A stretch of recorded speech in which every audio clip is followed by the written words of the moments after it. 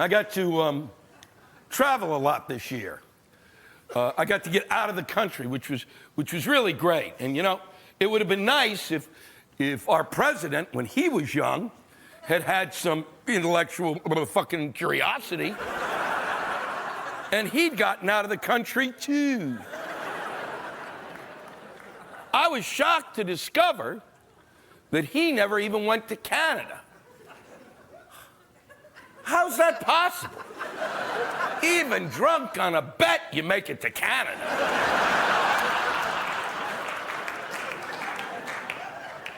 I got to Italy. I'd never been there. It's extraordinary. If you've not gone, unbelievable. I didn't know this, but Jesus Christ is, whoo-hoo, he's big there.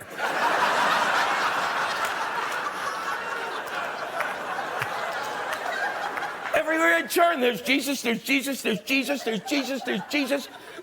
He is like the Coca-Cola of Italy.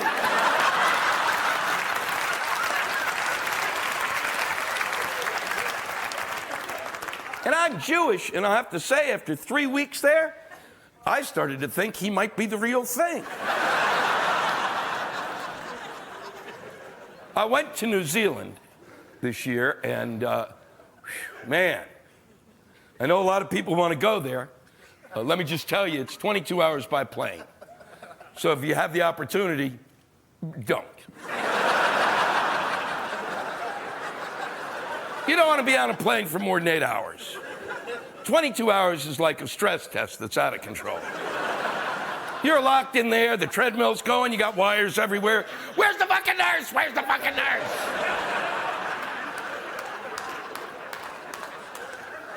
You want to know what it's like to be on a plane for 22 hours? Go home, sit in a chair, and squeeze your head as hard as you can. Don't stop. Don't fucking stop. Then take a paper bag and put it over your mouth and nose. And breathe your own air over and over, over.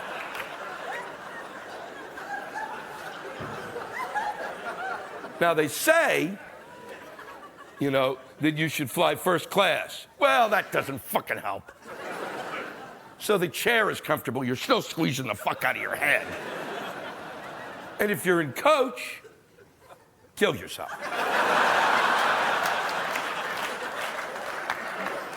What you want to do is, when you finally have snapped, walk back to one of the bathrooms, go in, put your head in the toilet, and flush it. The suction is such that your head will be ripped right off. But you're better off, literally, traveling with your head in toilet water than spending more than 8 or 9 hours in coach. Who do you think designed the coach seats on an airplane? I think it's a guy with scoliosis who was really pissed. God damn it, this is the most comfortable chair ever. I don't know what they're bitching about. This is perfect.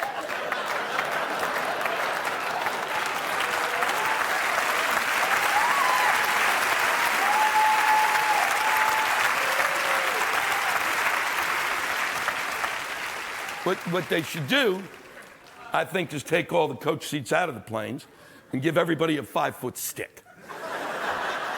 That way you can sit wherever you want. You just take it, shove it up your ass, spin around. When you get bored, then after 12 hours, you can just beat the shit out of each other. The airlines try to distract you. They bring you food, liquor, food. Cognac. They offered me cognac. I didn't even drink cognac, so I said, fire that son of a bitch up and throw it at my head. Then they show you a movie, then they show you another movie. And when all that's done, there's still 14 hours to fucking go.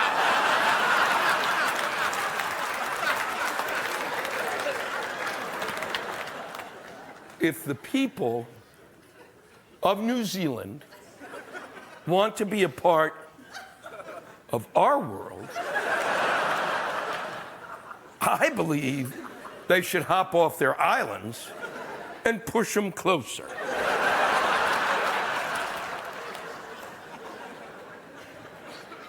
Now, they say that New Zealand is beautiful, and I do not know. Because after 22 hours on a plane, any landmass would be beautiful. We could have landed on a tiny iceberg, and there could have been just two penguins blowing each other. And I would have been thrilled to see them. And I would have performed.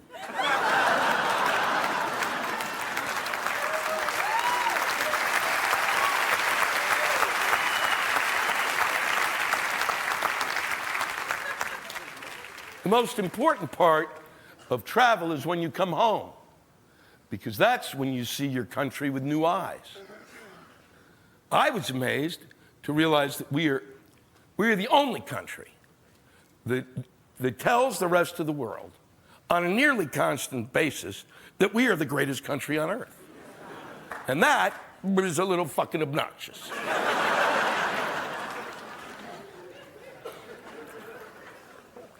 And I know it's obnoxious because if you were in an office and there was someone there who came in every day and said, "I'm the greatest fucker here, and you sniveling shits would die without me."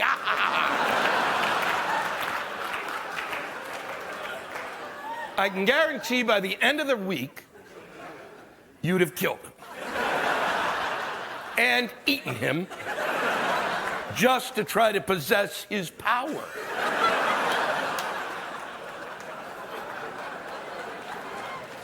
The amazing thing is there are people who've never left this country who talk about the fact that we're the greatest country on earth. How fucking dumb is that?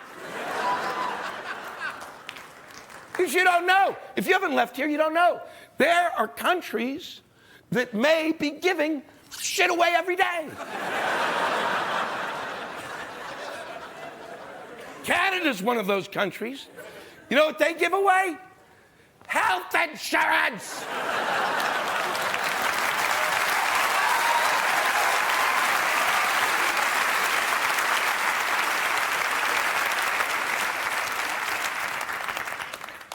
And we don't have national health insurance. And if any country needs it, this one does. Because this country is more obsessed about its health than any other country on earth. We're completely obsessed about our health. We're obsessed so much about our health that we worry about it. And when you worry about your health, you're fucking gonna get sick, aren't you? I flew back from Los Angeles, and on the plane was a Time magazine. And there was a 30-page article about diabetes. And I read every page. And by the time that plane landed, I had diabetes.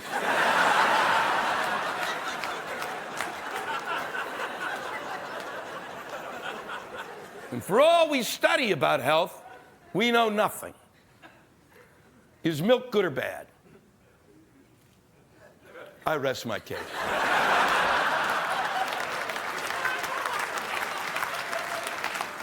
You don't know. You don't know anymore. And a lot of you were sitting there thinking, fuck, I'm an adult. I don't have to drink that shit anymore. When I was a kid, you knew milk was good because there was only one kind of milk, moo cow fuck milk, and that was it. And you had to drink 4 glasses a day. Now you don't know, because when you go down the aisle of the grocery store, there's milk, the milk aisle goes on for fucking ever. There's 1%, 2%, low fat, skim, acidophilus milk. What the fuck are you talking about? Acidophilus milk doesn't need a friend. That shit belongs in the yogurt section. Lactose intolerant milk, kiss my dick.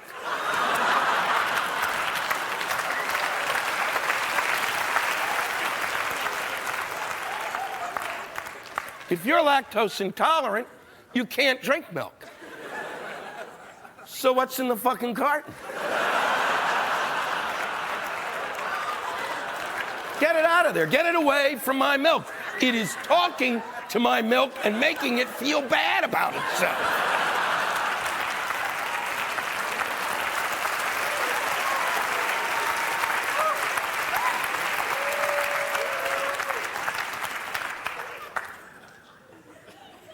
soy milk.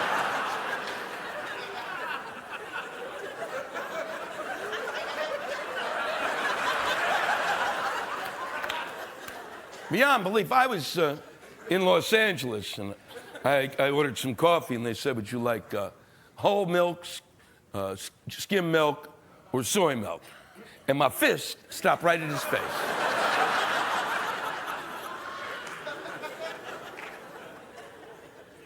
There's no such thing as soy milk. It's soy juice. But they couldn't sell soy juice. So they called it soy milk. Because anytime you say soy juice, you actually start to gag.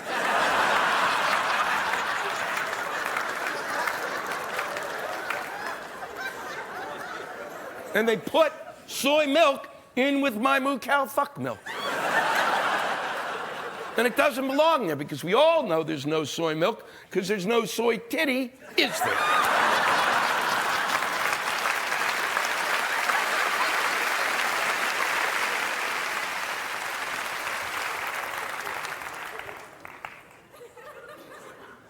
The weirdest things happened lately. I just I would fly from LAX to Atlanta to see some lawyers and a dentist, the combination platter of wonderful days. And my plane was broken, and when my plane's broken, my friends do not give a shit. They're like, oh, poor baby. Is your plane broken?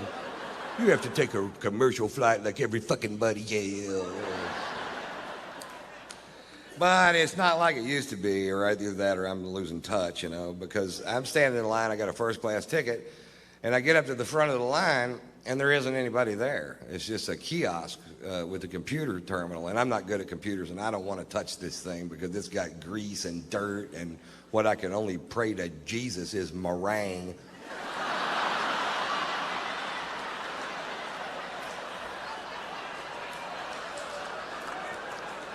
But it works pretty good, you know. I swipe my card through there, and up pops a diagram of the aircraft, and it shows all the seats on the plane. And it shows which ones are occupied so you can choose your own seat. And that is almost a great idea. What would make that a great idea is if there was a photograph of the person sitting in that chair.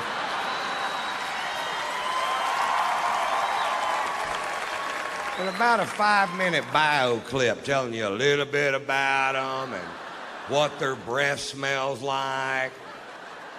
Right, because I picked my seat and I'm in first class, so as soon as I walk into the cabin, I can see my chair, and sitting right next to me is a big fat fuck. Now I know I'm heavy, but I'm not a big fat fuck. This guy was a big fat fuck, and part of him is in my chair. And I don't know if it's part of him I can sit on.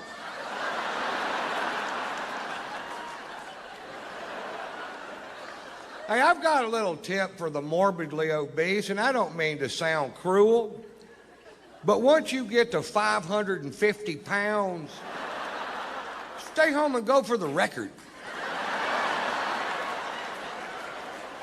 I'll sponsor you. Write tatersalad.com on your gut, and I'll send peaches over there. Peaches? Why wouldn't I send pizzas? I'll send peaches in a salad. But where would be the comedy, Mr. White? Oh, so you're all hung up about that, huh?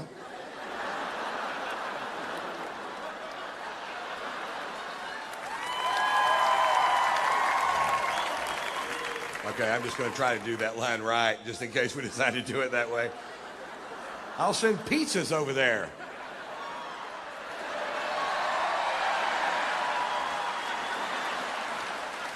Oh, that is funny. He said pizzas. Oh, Mr. White, boy, he's rich tonight. I get to Atlanta, and I check into the Ritz-Carlton Hotel, and the next morning I go to take a shower, and there's no hot water. And I call the front desk, and I tell the girl at the front desk, I said, there's no hot water. And the girl at the front desk said, sometimes there's no hot water.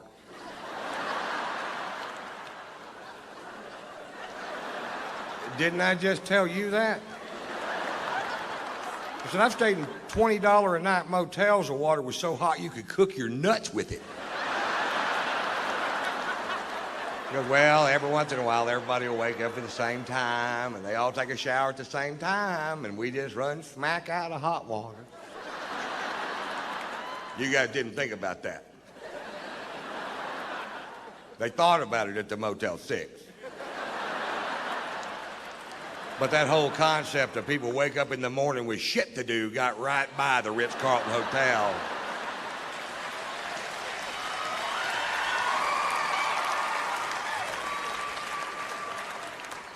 So I take a nice cold shower. And then I got to go meet with these lawyers. Now, I hate lawyers. I just can't stand them, and I hate them worse than you do, no matter how much. Have you ever seen a video of that guy shooting his lawyer, and his lawyer's trying to hide behind that little tree, and he just keeps shooting? That's the funniest fucking thing I've ever seen in my goddamn life. I've got that on my video iPod, and if I just need a chuckle sometime during the day, I just hit the play button. Play, pow, pow, pow, pow, ha, ha, ha, ha, ha. Play, pow, pow, pow, ha, ha, ha, ha, ha. Play, pow. I do that till I come.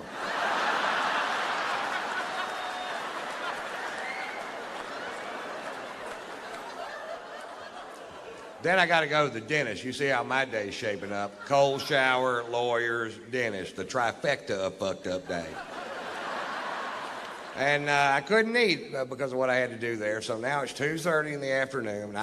Before I finish this story, will admit that I'm in a foul mood.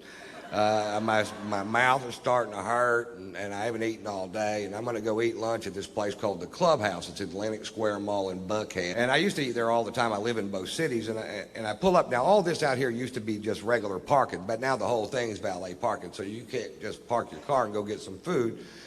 You have to wait for this little prick in a little red truck to wake up.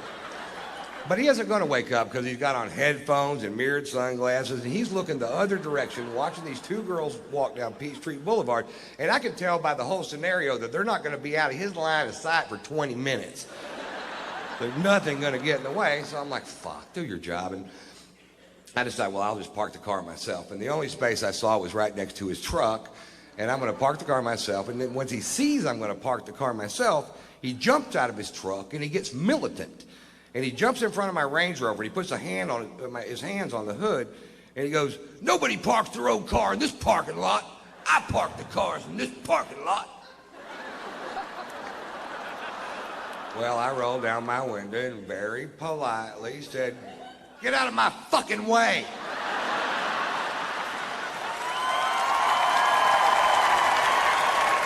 He goes, nobody talks to me like that. You can't park your car in this parking lot. And I said, fuck you. He goes, I'm calling the police. What's your first and last name? I said, it's fuck you. It's F-U-C-K, capital Y-O-U.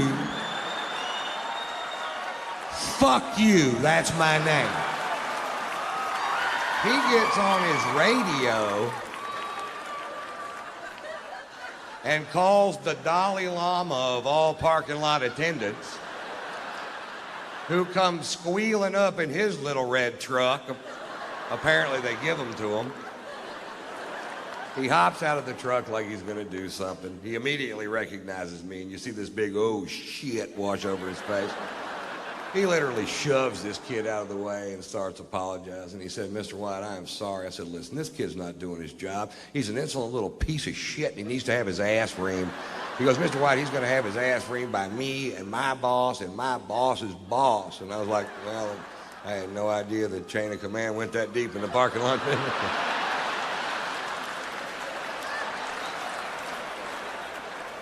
He said, Mr. White, let us take your Range Rover. We'll wash it for you. We'll fill it up with gas. We'll park it, no charge. I said, don't park it here. I don't want this little prick to key it. He said, we'll park it on the other side. And I said, fine. So I go have a nice lunch and take more pain pills. Getting a little better mood. Just had my gums scraped, you know. So I walk outside and my Range Rover is shining like a new penny, and I hop in and I fire it up and it's full of gas, and I could have left.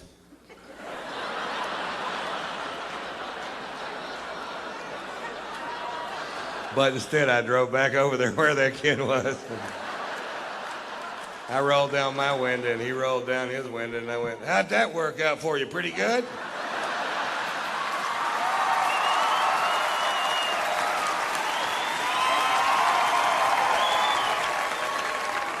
And here's the moral to that story. Don't fuck with me when I hadn't been drinking.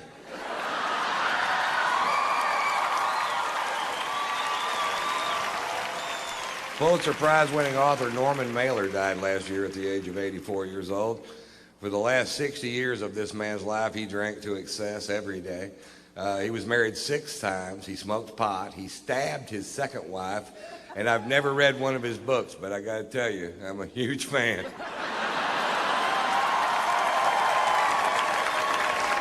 Almost died this year. Actually, I didn't almost die. I didn't even get hurt.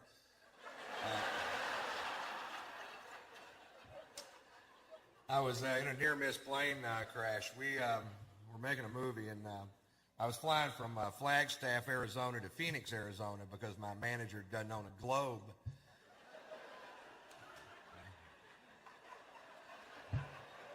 We're on a plane that big. It's like a pack of gum with 8 people in it.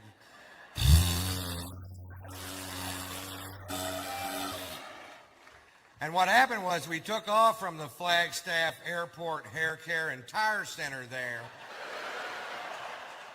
We're traveling at half the speed of smell. We got passed by a kite.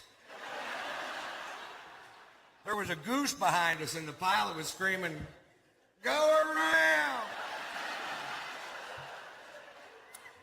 We get halfway to Phoenix, we got to go back. It's a 9-minute flight. Can't pull it off with this equipment. We had engine trouble. We lost some oil pressure in one of the engines, and they told us about it over the speaker system of the plane, which was stupid because they could have just went, "Hey, we lost some oil pressure."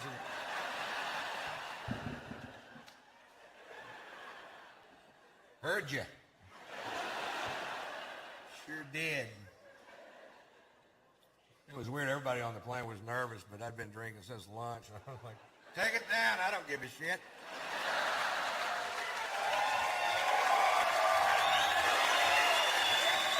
You ever have one of those days? Hit something hard. I don't want to limp away from this piece of shit. The guy sitting next to me is losing his mind. Apparently, he had a lot to live for. He goes, "Hey, man, hey, man, if one of these engines fails, how far will the other one take us?" "All the way to the scene of the crash."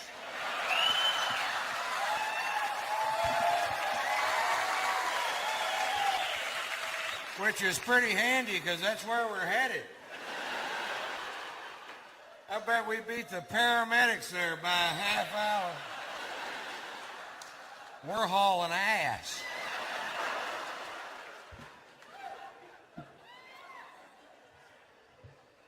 So I've got a really good job. I like my job. It's important to have a good vocabulary, you know. Actually, I haven't always had a good vocabulary. When I was young, if I'd known the difference between antidote and anecdote, my friend Bob Schneider would still be alive today.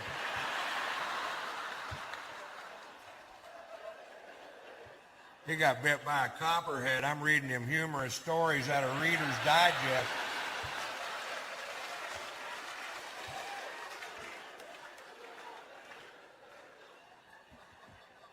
I'll tell you a little bit about myself. I'm from Texas. I'm a cowboy, a real cowboy. I was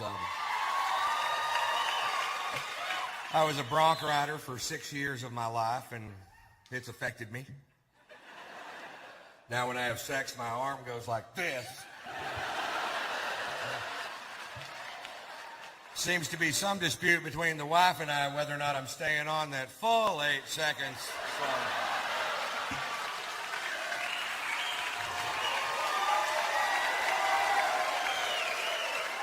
So we got the timer and buzzer and set it up right there in the bedroom, and I taught her the meaning of the phrase most of the time.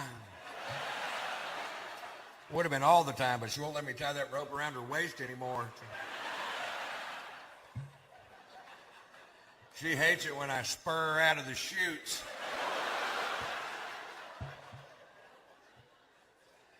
Hey, you laugh. It's not easy to keep an erection with a clown and a barrel in the corner of the room.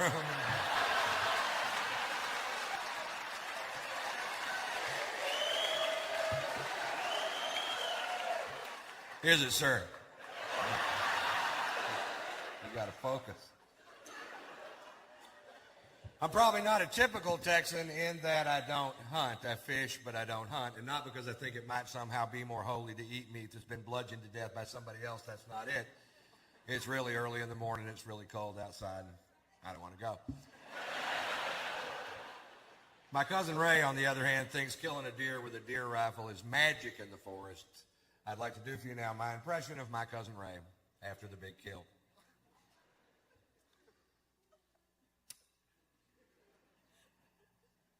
Hell, it was 4 in the morning.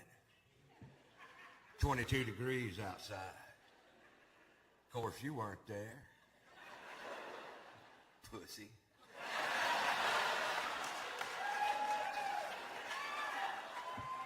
I'm in a camouflage deer blind with grease paint on my face. I've got deer urine on my boots. I'm not sure why. I made that part up. I got a 30-06 with a 12-power scope and a bullet that'll travel 2,200 feet per second. When that deer looked up to lick the salt sucker I'd hung from the dang old tree, caught him right above the eye.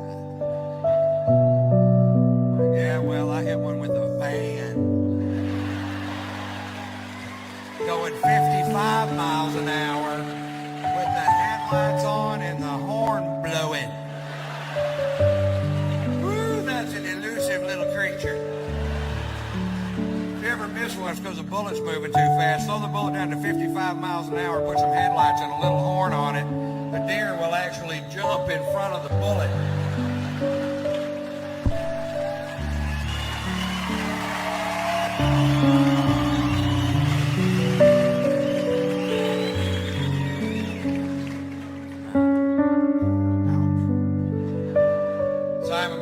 Happily married man. Thank you very much for asking. I married a rich woman. If you ever have a choice, go ahead. Actually, that's a lie. She's not rich at all. Her parents are loaded, and they hate my guts.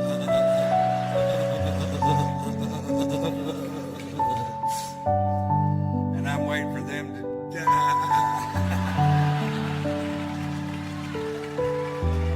And you'll know if they die too, because you'll never see my fat ass again. I'll be in Palm Beach with my new friends. Hand me a beer, Teddy. Servants rich. My in-laws have servants. Is that weird? I thought when I married their daughter, they'd send a servant along with us to help do all the shit they never taught her how to do. And I was wrong. We're now leaning on her domestic skills, and ooh, she's handy. I came home from doing a show the other night. She goes, "Honey, the dryer's broken." I'm like, "Did you check the lint filter, sweetheart?" Sit down, honey, I'll check it. I open it up. Is there anything in there? There's a quilt in there.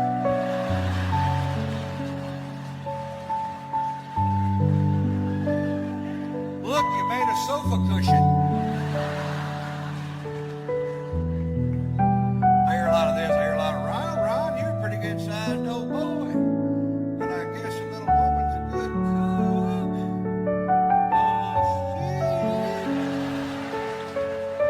Oh, it got a little better when she figured out that smoke alarm's not a timer.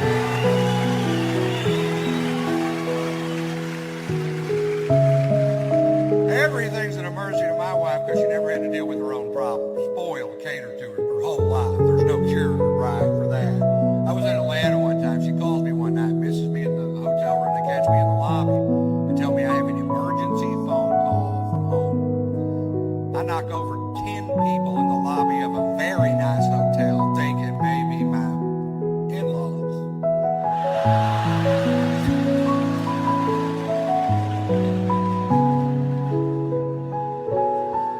call her, she tells me my dog Sluggo just took a dump on the new carpet. Shoot him. She goes, that's just like you, Ron. I have a genuine problem, and you're being sarcastic. All right, honey, I'm sorry. Put the dog on the phone. I'll talk to him.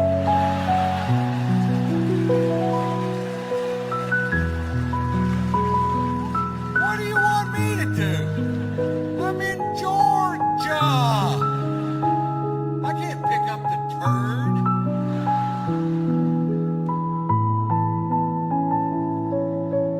Put a paper towel over it. I'll be home in a week, honey. I get home, it looks like a little campground in the living room. Somebody's having a Poopapalooza concert.